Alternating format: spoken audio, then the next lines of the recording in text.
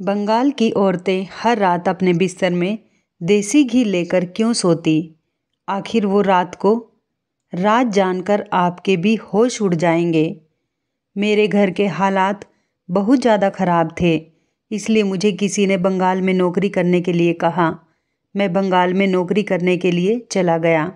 बंगाल में जाकर मेरे लिए और भी ज़्यादा मुश्किलें आ गई थी और मुझे यहाँ पर आए हुए अभी 6 महीने ही गुजरे थे।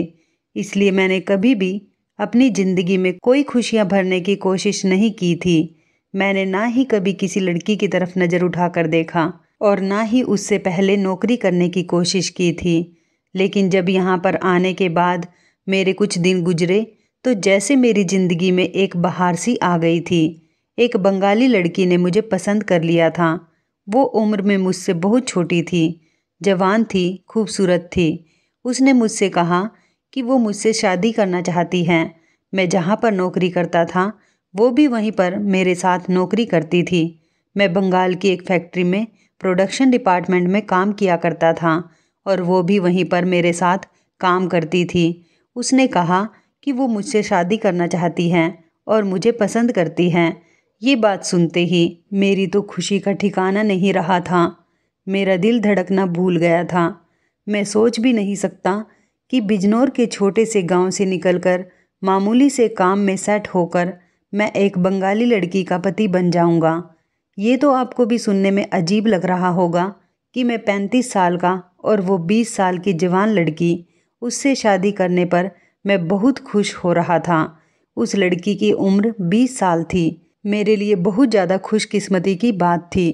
मुझ जैसे 35 साल के लड़के को एक 20 साल की जवान खूबसूरत लड़की मिल रही थी, जबकि हम दोनों की उम्र में लगभग 15 साल का फासला था। आखिर उसने मेरे अंदर ऐसी क्या खूबी देखी थी जो मुझे पसंद कर लिया था।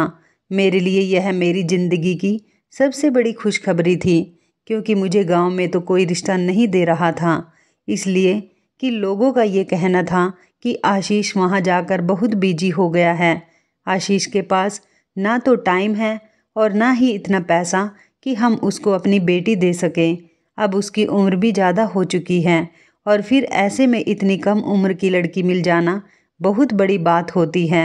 और वैसे तो वो इतनी ज़्यादा हसीन है कि मैं उसके साथ अपनी पूरी ज़िंदगी बिता सकता था। ये बात मैंने अपने माता पिता को बताई तो पहले वो खुश हो गए और खुशी से फूले नहीं समा रहे थे, मगर फिर मेरी माँ की आंखों में आंसू छलकने लगे।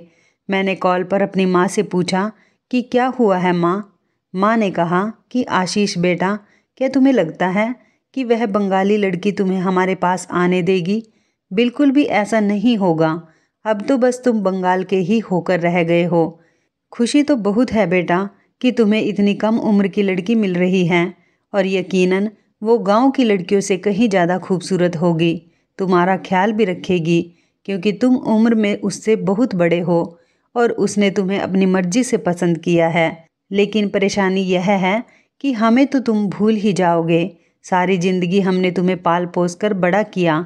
हमें तुमसे बहुत सारी उम्मीदें हैं और आखिर में तुम उस बंगाली लड़की के ही होकर रह जाओगे।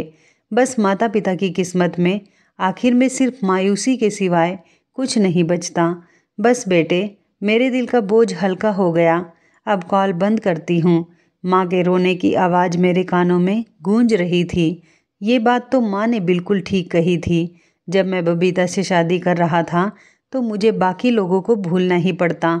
मैं बहुत ज़्यादा परेशान हो गया था।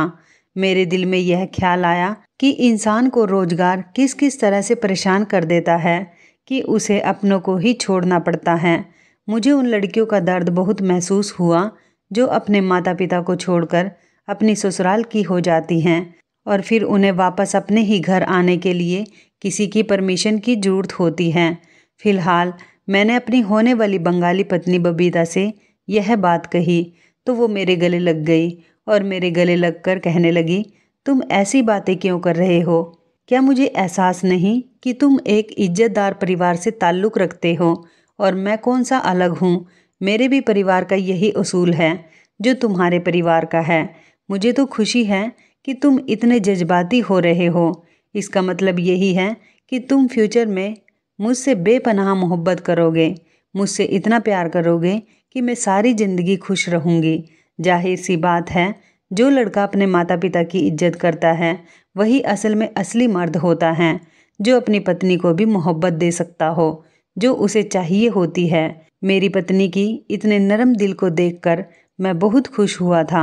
मैंने उससे पूछा, क्या तुम मेरे माता पिता के पास जाने की परमिशन दे रही हो? तुम्हें पता है ना कि तुमने मुझसे कहा था तुम शादी के बाद यहीं पर रहना चाहती हो। तो वो कहने लगी, अरे मेरे बेवकूफ़ पति, मैं तुमसे ये कहना चाह रही हूँ कि तुम अपने माता पिता को यहाँ बंगाल बुला लो। वैसे भी तो घर पर रहकर क्या करेंगे, तुम उनके इकलौते बेटे हो। अब वो वहाँ पर अकेले रह गए, तुम चाहो तो उन्हें यहाँ पर बुला सकते हो। तुम ही तो कहते हो कि तुम्हारे रिश्तेदार अच्छे नहीं हैं और ना ही उन लोगों का व्यवहार तुम्हारी फैमिली के साथ अच्छा है, तो फिर वहाँ पर अकेले रहकर तुम्हारे पेरेंट्स क्या करेंगे? तुम उनको यहाँ पर बुला लो और हम उनकी मौजूदगी में उनके सामने यहाँ पर शादी कर लेंगे।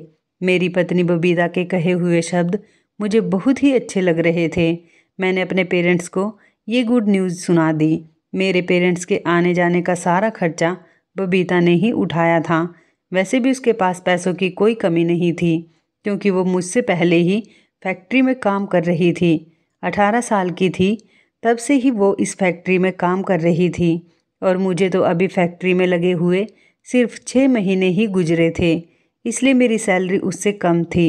शायद बबीता को अपनी ज़िंदगी में ऐसा मर्द चाहिए था जो उसके साथ चलता हुआ अच्छा लगे। वैसे मेरी उम्र 35 साल थी, लेकिन मेरी हाइट हेल्थ कम थी, इसलिए मैं भी कम उम्र का ही लगता था। मैं कोई आदमी नहीं बल्कि कम उम्र का लड़का ही लगता था। बस गांव के लोगों की ही सोच ऐसी थी कि वो अपनी बेटी मुझे नहीं देना चाहते थे। खैर, अब तो मेरे पास एक ऐसी लड़की थी जो मुझे पसंद करती थी और मुझ पर मर मिटी थी। मैंने अपने पेरेंट्स को एक हफ्ते के अंदर अंदर ही बंगाल बुला लिया था। ये सब देखकर तो हमारे रिश्तेदार भी हैरान रह गए थे कि आशीष की किस्मत जाग गई है। उसने बंगाली लड़की से शादी करके अपने माता पिता को भी वहीं पर बुला लिया। मेरे पेरेंट्स जब यहाँ पर आए तो मेरी उनकी मौजूदगी में शादी हो गई। शादी वाले दिन मैं बहुत ज़्यादा खुश था। मुझे यकीन नहीं आ रहा था ये सब कुछ हकीकत में हो रहा है या फिर कोई सपना है। मेरी पत्नी ने मुझसे कहा कि वो मुझसे सिर्फ प्यार और इज्जत चाहती है। आज रात के 2 बज रहे थे और वो मेरे कमरे में मेरे सामने बैठी हुई थी। वो बहुत ज़्यादा खूबसूरत लग रही थी। वो किसी खूबसूरत गुड़िया की तरह लग रही थी। ऐसा लग रहा था जैसे कोई मासूम सी मूरत मेरे सामने बैठी हुई है। मैं भी बहुत स्मार्ट लग रहा था और कपड़े भी महंगे पहन रखे थे, लेकिन मैं था तो एक अनपढ़ ही। मेरे अनपढ़ होने का सबूत ये था कि मैंने अपनी पत्नी के लिए जो गिफ्ट लिया था उसको मैंने एक सिर्फ छोटी सी थैली में रख लिया था। ना ही उसको बॉक्स में रखा और ना ही उसको पैक करवाया, जबकि मेरे पास एक थैली में अलग से पैसे भी पड़े हुए थे जो मैं आज सुबह सुबह ही लेकर आया था। और ये भूल गया था कि मेरी पत्नी को तो चॉकलेट्स पसंद हैं। उसे तो चॉकलेट और टेडी बियर से प्यार है, जबकि मैं उसके लिए पैसे लेकर आया हूँ और मैंने एक छोटा सा आर्टिफिशियल सेट भी उसके लिए ले लिया था। वैसे भी हम जैसे लोगों की फितरत कहीं भी जाकर नहीं बदलती। मैंने भी ना सोचते हुए पैसे अपने पास इसलिए रखे थे कि वो जो चाहेगी अपने लिए लेकर आ जाएगी। ये भूल गया था कि उसके पास तो पहले से ही बहुत सारे पैसे हैं। मेरी पत्नी के हाथ में पहले से ही एक छोटा सा बॉक्स मौजूद था। शायद वो भी मुझे कोई गिफ्ट देना चाहती थी। जब मैंने उसके हाथ में वो गिफ्ट देखा तो अपने पैसे देने का इरादा बदल लिया। सोचा कि उसे पैसे नहीं दूंगा, लेकिन वो मेरे हाथों में थैली देख चुकी थी जिसमें से एक में तो ज्वेलरी सेट था और दूसरे में पैसे थे। वो मुझसे पूछने लगी, आशीष इसमें क्या है? उसने मुझसे पूछा तो मैंने उसे बता दिया, ये मैं तुम्हें देने वाला था। मैंने ज्वेलरी सेट तो उसको दे दिया, उसे पसंद आया, लेकिन वो दूसरे वाली थैली को मैंने कहा कि इसे तुम कहीं पर रख दो, ये मैं तुमसे सुबह को ही ले लूँगा, ये मेरा रोज़ का जेब खर्च है। तो बबीता कहने लगी कि मुझे तो लगा था कि तुम मेरे लिए कोई स्पेशल गिफ्ट लेकर आए हो। वो ज्वेलरी सेट भी सिर्फ मामूली सा ही था। उसे अच्छा तो लगा था, लेकिन वह उसे देखकर ज़्यादा खुश नहीं हुई थी। मैंने उससे कहा, माफ़ करना बबीता, मैं अपने पेरेंट्स की वजह से शायद सब कुछ भूल गया था कि मुझे तुम्हें कोई स्पेशल सरप्राइज़ भी देना है। लेकिन मैं तुम्हें कल इससे भी अच्छा गिफ्ट ला कर दूँगा जो तुम्हें बहुत ज़्यादा पसंद आएगा। बल्कि ला कर नहीं दूँगा, तुम्हें उस गिफ्ट के पास जाना पड़ेगा। मेरी चिकनी चिकनी बातों में वो आ गई थी और उसकी नाराज़गी भी दूर हो गई थी और वो सब कुछ भूलकर मेरे गिफ्ट के बारे में सोचने लगी। मैंने गद्दे के नीचे हाथ बढ़ाया और उससे कहा कि मैं ये सारे पैसे गद्दे के नीचे रख रहा हूँ। तब उसका चेहरा उतर गया। ऐसा लग रहा था जैसे वह नहीं चाहती थी मैं गद्दे के नीचे सामान रखूं। वो शायद मुझे अपने पास नहीं आने देगी। इस शादी का कोई मकसद होगा जैसे उसने शादी की, वरना मेरे हाथ आगे बढ़ाने पर वो मुझे इतनी अजीब नज़रों से नहीं देखती। मेरे दिल में हजारों सवाल आ रहे थे। बबीता कहने लगी, ये तुम क्या कर रहे हो? गद्दे के नीचे क्यों रख रहे हो? उसने मुस्कुराकर मुझसे पूछा। मैंने कहा, तो फिर कहाँ पर रखूं? तो वो कहने लगी, लाओ मैं इसे अपनी अलमारी में रख देती हूँ। उसने मुस्कुराकर जवाब दिया और उसने अपनी अलमारी को खोलकर उसमें रख दिया। मैं कब सो गया मुझे पता ही नहीं चला। सच पूछो तो मुझे याद ही नहीं कि मैं कब सो गया। जब मैं सुबह उठा तो मेरी पत्नी मेरे सामने बैठी हुई थी और वो मुस्कुराते हुए मुझे ही देख रही थी और मुझसे कहने लगी, जल्दी उठो आशीष, बहुत देर हो रही है और हमें फैक्ट्री भी तो जाना है। सब लोग हमारा वहाँ पर इंतज़ार कर रहे होंगे और तुम्हारे पेरेंट्स भी यही सोचेंगे कि मैंने उनके बेटे को उनसे छीन लिया। तो चलो जल्दी उठो, पहले ही बहुत देर हो गई है। उसने यह कहकर गद्दे के चारों तरफ के कोनों को अच्छी तरह से चादर से दबा दिया। मैं वॉशरूम में चला गया। मुझे अपनी पत्नी बबीता का बिहेव बहुत ही अजीब लग रहा था। ऐसा लग रहा था जैसे वह मुझसे कुछ छुपाने की कोशिश कर रही है। मैं वॉशरूम से वापस आया तो वो बेड पर ही बैठी हुई थी। जैसे ही मेरी नज़र उस पर पड़ी तो वह चौंक कर बेड पर लंबी लंबी लेट गई। ऐसा लग रहा था जैसे वो अपनी चोरी पकड़े जाने के डर से मुझसे कुछ छुपा रही है। मैंने उससे पूछा भी कि बबीता क्या है इन गद्दों के नीचे? तो बबीता कहने लगी, गद्दों के नीचे तो कुछ भी नहीं है। मैं आपसे क्या छुपाऊंगी? मैं क्या इसके नीचे कोई गलत चीज़ रखूंगी या फिर मेरे पास कोई खजाना है जो मैं गद्दों के नीचे दबा के रखूंगी? जैसे ही मैं पीछे मुड़ा और तैयार होने लगा तो अचानक ही वो खड़ी हो गई और उसने जल्दी से गद्दी के नीचे से कुछ निकाला और फ़ौरन उसको अलमारी के अंदर रखकर अलमारी में ताला लगा दिया। मैं अब शक में पड़ गया था कि अगर बबीता मुझसे कुछ नहीं छुपा रही है तो फिर उसने अलमारी में क्या चीज़ रखी है और फिर ताला क्यों लगाया है। ये बात मेरे दिमाग में घूम रही थी। हम लोग एक साथ घर से निकल गए और अपनी फैक्ट्री में जाकर काम करने में बिजी हो गए। रात कैसे हो गई पता ही नहीं चला। दिन भर हमने अपनी फैक्ट्री में काम किया था और फिर रात के 8 बजे हम लोग अपने पेरेंट्स के पास गए थे। वो भी हमें देखकर बहुत खुश हो गए थे। मेरी पत्नी ने अपने किसी जानने वाले से एक छोटा सा घर किराए पर ले लिया था जिसमें मेरे माता पिता ठहरे हुए थे, क्योंकि वो हमारे साथ उस घर में नहीं रह सकते थे जिस घर में हम रहते थे। वो मेरी पत्नी का घर था और वो भी बहुत छोटा था। उसमें सिर्फ एक कमरा और छोटा सा आंगन ही था। अगले दिन मैं किसी काम से घर से बाहर निकला तो रास्ते में मुझे मेरा बिजनौर में रहने वाला एक दोस्त मिल गया था। वो बंगाल में किसी काम से आया हुआ था। मैं जब उससे मिला तो मैंने उसे उसके हाल पूछे और वो भी मुझसे बातचीत करने लगा। उसे मेरी शादी के बारे में पता था। हम दोनों बैठकर एक चाय के ठेले पर बात करने लगे। वो मुझसे अजीबोगरीब बातें पूछने लगा तो उसने शादी वाली रात के बारे में मुझसे मजाक और बातचीत शुरू कर दी।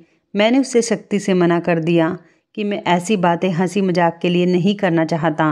मैं और मेरी पत्नी 2 शरीर एक आत्मा हैं और हम एक दूसरे की इज्जत करते हैं। वो कहने लगा, तुम तो बड़े ही बदल गए हो। ये बंगाल की लड़की है, होशियार रहना।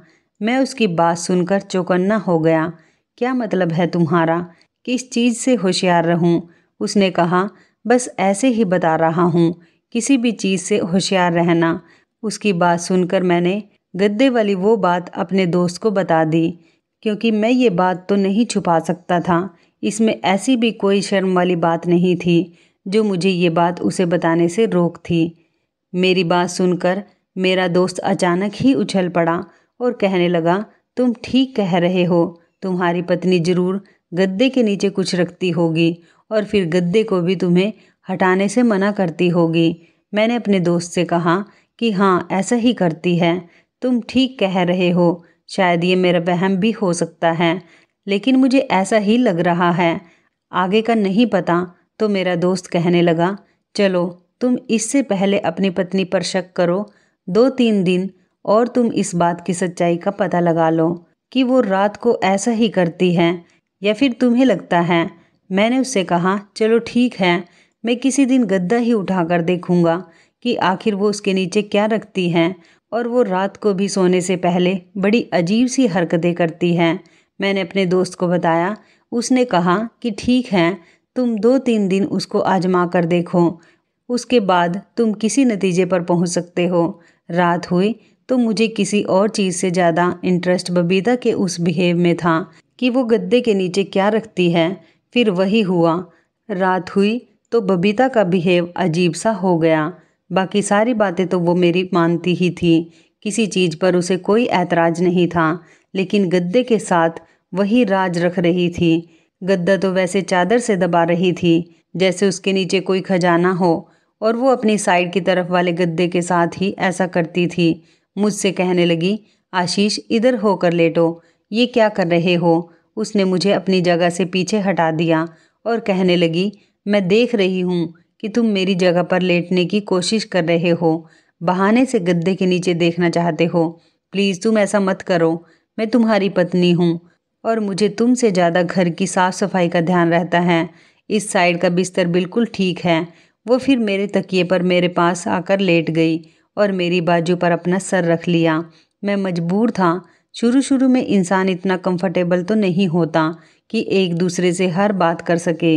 मैं भी खामोश हो गया और इसी तरह से वो मेरी बाजू पर सिर रखकर सो गई और मैं भी सो गया। मैं उठा तो मुझे फिर याद नहीं था कि रात क्या हुआ। मेरी पत्नी ने किस तरह से सामान गद्दे के नीचे से निकाला और अलमारी में रख दिया और अलमारी को ताला लगा दिया। अब तो ये बात कंफर्म हो चुकी थी कि वो ज़रूर गद्दे के नीचे कुछ रखती हैं और फिर रख कर मुझसे छुपाती भी है। अगले दिन मैंने अपने दोस्त को फैक्ट्री के बाहर बुला लिया और मैंने अपने दोस्त को ये बात बता दी। तो उसने कहा कि ज़रूर तुम्हारी पत्नी का कोई ना कोई मकसद होगा। अब तुम्हें उसकी सच्चाई का पता लगाना ही होगा कि वो गद्दे के नीचे क्या रखती है और क्यों रखती है, और उसकी वजह भी तुम्हें ही पता लगानी चाहिए। देखो, पहले तो मुझे शक हो गया था कि एक लड़की जिसके पास भगवान का दिया सब कुछ है, वो तुमसे क्यों शादी कर रही है। और फिर इतनी कम उम्र की लड़की, वो किसी और लड़के से भी तो शादी कर सकती थी। ज़रा सोचो तो सही कि तुम में ऐसी कौन सी खास चीज़ थी कि उसने तुमसे शादी की। कहीं वो कुछ और तो नहीं करने जा रही है। करण की बातें मुझे डरा रही थी। मैंने उससे कहा, तुम्हारा क्या मतलब है कि वो क्या करेगी मेरे साथ, तुम ऐसा क्यों कह रहे हो। करण मेरी बात सुनकर सोचने वाले अंदाज में कहने लगा, देखो आशीष, मैं तुम्हें बेवजह के शक में नहीं डालना चाहता, लेकिन एक बात तो सच है जो मुझे नज़र आ रही है। तुम्हें खुद भी अजीब लगता है कि वह ज़रूर तुम्हारे बेड के गद्दे के नीचे सोने से पहले कुछ रखती है जिसे वो सुबह निकाल लेती है। अब ये तो तुम पर लागू होता है कि तुम उस चीज़ को किस तरह से ढूंढो, क्योंकि अगर फिर कोई बात हुई तो फिर तुम्हारा जिम्मेदार कौन होगा। अब तो तुम अपने माता पिता को भी यहाँ पर बुला चुके हो। ये सोचो कि ये लड़की 1 महीना पहले तुम्हारे लिए बिल्कुल अजनबी थी और आज तुम इस लड़की के साथ एक कमरे में रह रहे हो, खा रहे हो, पी रहे हो और उसके साथ घूम रहे हो, अपने होश खो रहे हो। क्या पता वो लड़की कौन है और तुम्हारे साथ क्या करना चाह रही है। तुम होश में आओ। इतना ज़्यादा किसी पर भरोसा एकदम से नहीं करना चाहिए, और तुम्हारे सर पर तुम्हारे पेरेंट्स की भी तो जिम्मेदारी है। तुम अकेले तो नहीं हो। करण ने मुझे अच्छे खासे शक में डाल दिया था। आज मैंने सोचा कि मैं एक पति होने के नाते अपने इस रिश्ते को इस्तेमाल करूँगा और ज़बरदस्ती घर जाकर गद्दे को उठाकर देखूँगा कि वो उसके नीचे क्या रखती है, क्योंकि ऐसा तो हो ही नहीं सकता कि वो मुझसे हर एक बात के लिए रोज़ मना कर दे और मैं उसके कहने पर रुकता ही चला जाऊं। पति पत्नी के बीच तो कोई राज नहीं होना चाहिए। आज मैंने अपने दिल में इरादा कर लिया कि मैं घर जाते ही गद्दा उठाकर ज़रूर देखूंगा। जब मैंने पीछे पलट कर देखा तो मेरी जान ही निकल गई। मैंने देखा कि मेरी पत्नी वहीं पर मेरे पीछे ही खड़ी हुई सब कुछ सुन रही थी। मुझे उसे देखकर बहुत शर्मिंदगी महसूस हो रही थी कि मुझसे कितनी बड़ी गलती हो गई। वो मेरे बारे में क्या सोच रही होगी। मैं दिल ही दिल में पछता रहा था। मेरी पत्नी मेरा सारा प्लान जान चुकी थी। अब मैं अपनी पत्नी से ये भी नहीं कह सकता था कि तुम गद्दे के नीचे क्या रखती हो। अगर ऐसा करता तो मैं बहुत ही गिरा हुआ इंसान लगता, जैसे उसके चेहरे के एक्सप्रेशन थे। उससे तो ऐसा ही लगता था जैसे मेरी पत्नी को इस बात पर बहुत गुस्सा आया है और उसे मुझ पर अफसोस हो रहा है कि मैं कितना बेगैरत इंसान हूँ जो अपने दोस्त से अपनी पत्नी की ही बुराई कर रहा था। मेरे दोस्त को भी अंदाज़ा हो गया था कि मैं अपनी पत्नी के सामने शर्मिंदा हो रहा हूँ। मेरे दोस्त ने कहा, तुम भी कितने पागल इंसान हो। अगर उसे पता चल भी गया है कि तुम मुझसे ये बात कह रहे हो तो तुम्हें उस पर भरोसा करना चाहिए बजाय परेशान होने के। तुम एक काम करना, घर जाते ही गद्दा बेड से हटाकर देखना और कहना कि मुझे बस यही जानना था कि गद्दे के नीचे क्या है। अब तुम अगर इस बात पर डरने लगोगे तो वो तुम्हारे लिए और मुश्किल हो जाएगा, क्योंकि औरत के सामने तुम जितना दब कर रहोगे वो तुम्हें उतना ही दबाती चली जाएगी। मेरे दोस्त की बात भी सही थी। अब मैं इसी एहसान में दबा हुआ था कि वो बंगाली है, उसने मुझसे शादी कर ली, मेरे माता पिता को भी यहाँ पर बुला लिया। अगर मैं बराबरी करता तो उसने मुझ पर कोई एहसान नहीं किया था। अगर वो बंगाल से थी और अमीर परिवार से थी, लेकिन शादी तो उसने मुझसे पसंद की ही की थी। ऐसा तो नहीं है कि मैंने उसे पसंद के लिए मजबूर किया हो, शादी के लिए उससे कोई ज़बरदस्ती की हो। मैं ज़बरदस्ती करके भी कहाँ जा सकता था, क्योंकि मेरी इतनी औकात नहीं थी। पर अगर वो मुझे पति के तौर पर एक्सेप्ट कर चुकी थी तो अब उसे मुझसे कोई भी बात छुपानी नहीं चाहिए थी। मेरे दोस्त ने जब ये सारी बातें मुझे समझाई तो मैं तसल्लीमंद हो गया। मैंने सोच लिया कि अब मैं उससे साफ साफ बात करूँगा। मेरा दोस्त वहाँ से चला गया और मैं फैक्ट्री के अंदर चला गया। शाम को जब हम दोनों पति पत्नी घर आए तो मेरे अंदाज कुछ बदले हुए थे। मेरी पत्नी ने मुझे देखा तो कुछ भी नहीं बोली। थोड़ी देर के बाद कहने लगी, क्या हुआ है, आप कुछ परेशान लग रहे हो। मैं घबरा गया।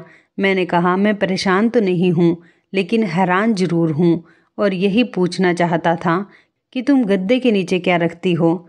तो वो कहने लगी, मैंने सब कुछ सुन लिया है।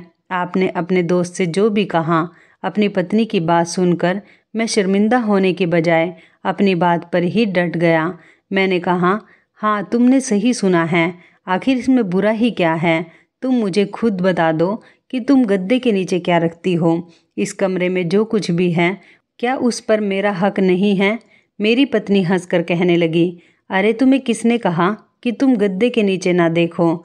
मैं तो बेवजह ही तुमसे छुपा रही थी, क्योंकि मुझे अच्छा नहीं लगता ना ऐसी बातें करना। और तुम खुद देख लो कि गद्दे के नीचे क्या है। मेरी पत्नी ने एकदम ही गद्दे का बिस्तर हटाया और उसके बाद गद्दा भी हटाकर ज़मीन पर रख दिया। बेड पूरी तरह से खाली पड़ा हुआ था। सच में इसके नीचे तो कुछ भी नहीं था।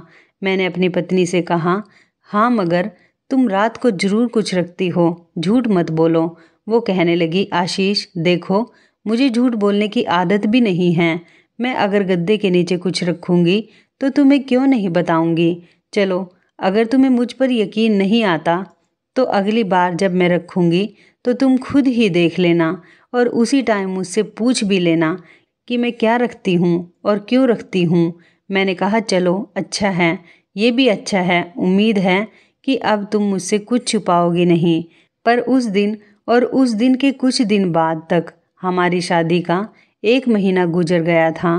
पर मुझे कमरे में आते ही नींद आ जाती थी। इतनी तेज़ नींद आती थी कि जब मेरी आँख खुलती तो सुबह हो जाती थी और मैं यही सोचता रह जाता था कि आखिर मैंने रात कब और कैसे गुजारी। मुझे तो ये भी नहीं याद कि नींद कैसे आई। मुझे तो ये भी याद नहीं कि जब मैं घर पर आया तो मैंने रात का खाना कब खाया और मैंने क्या खाया था। अब मुझे परेशानी होने लगी थी। मैं किसी तौर पर भी अपने साथ ऐसा बिहेवियर बर्दाश्त नहीं कर सकता था।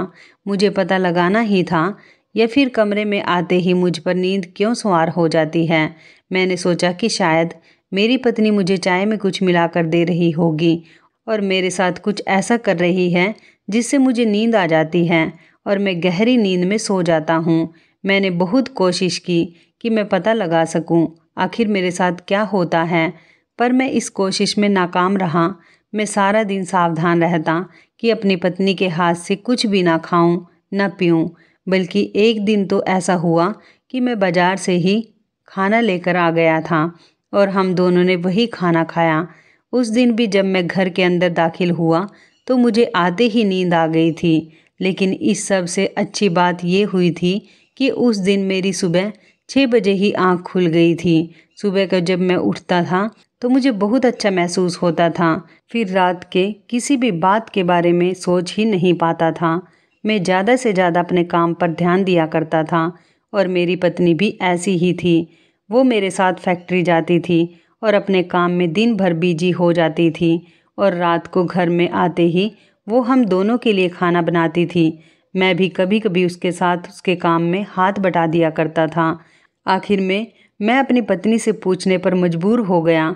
मैंने अपनी पत्नी से बहुत प्यार और मोहब्बत से पूछा कि मेरी जान, मुझे बता दो कि तुम ऐसा क्या जादू करती हो कि कमरे में आते ही मुझे नींद आ जाती है, और गद्दे वाली बात को तो मैं भूल ही गया हूँ। तुम गद्दे के नीचे क्या रखती थी?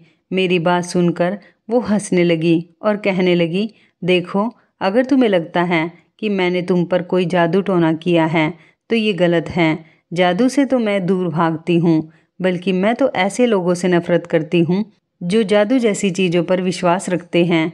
हाँ, पर एक जादू मैंने तुम पर ज़रूर किया है। मैंने घबराते हुए अपनी पत्नी से पूछा कि क्या?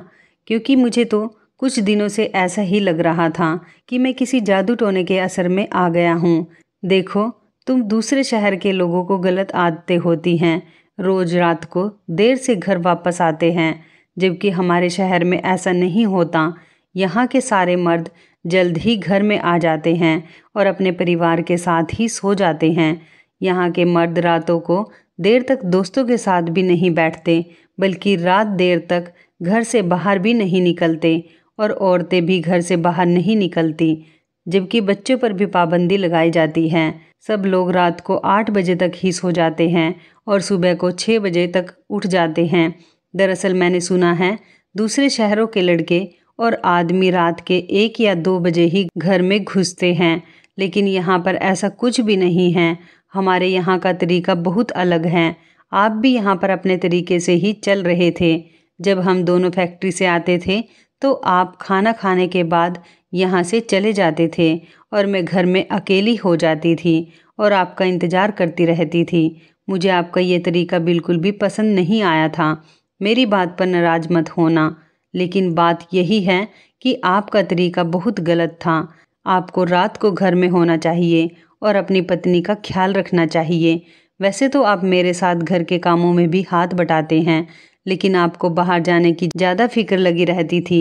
मैंने सोचा कि अगर मैं आपसे लड़ाई झगड़ा करूँगी, आपको बदलने की कोशिश करूँगी, तो शायद आप मुझसे नाराज़ हो जाएंगे, मुझसे लड़ाई झगड़ा करोगे। मैं आपको शादी के बाद से ही बदलने की कोशिश कर रही हूँ, लेकिन सच बताइए, क्या आपको अच्छा नहीं लगता कि आप घर में रहकर अपनी पत्नी का ख्याल रखें? ऐसा भी तो हो सकता है कि आपकी गैर मौजूदगी में घर में कोई घुस आए, या फिर कोई ऐसा इंसान जो आपकी पत्नी को नुकसान पहुंचा सके। तो क्या आपको अच्छा लगेगा? उसने नजरें चुराते हुए कहा। तो बस ये सब कुछ मैं इसलिए ही कर रही थी।